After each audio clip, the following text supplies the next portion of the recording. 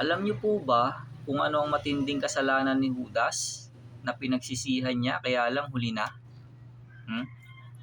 Yung ibinenta niya si Jesus ng 30 putol na pilak. Sa buong Biblia, dalawa lang ang alam kong tinatawag na anak ng kapahamakan.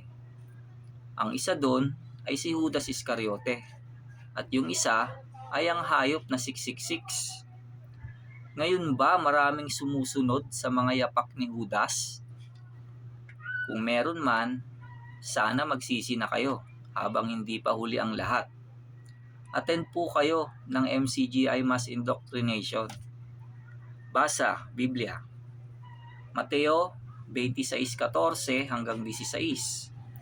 Nang magkagayoy isa sa 12 na tinatawag na Judas Iscariote ay naparoon sa mga pangulong saserdote at sinabi, "Ano ang ibig ninyong ibigay sa akin at siya'y ibibigay ko sa inyo?"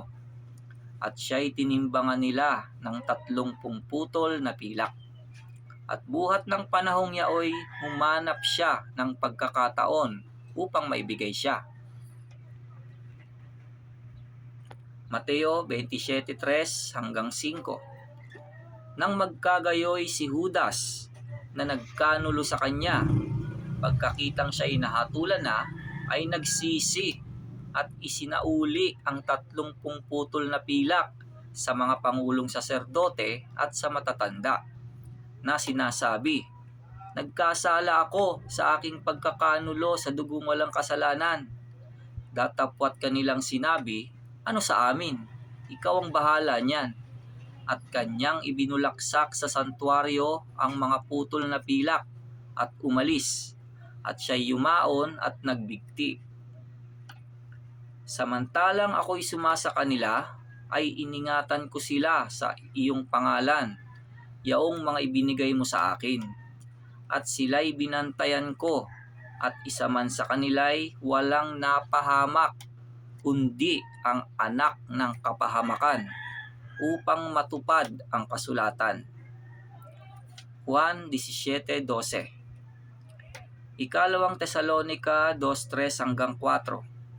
Huwag kayong padaya kaninuman sa anumang paraan, sapagkat ito'y hindi darating malibang dumating muna ang pagtaliwakas at mahayag ang taong makasalanan, ang anak ng kapahamakan, na sumasalangsang at nagmamataas laban sa lahat na tinatawag na Diyos o sinasamba. Ano pat siya'y nauupo sa templo ng Diyos, na siya'y nagtatanyag sa kanyang sarili na tulad sa Diyos.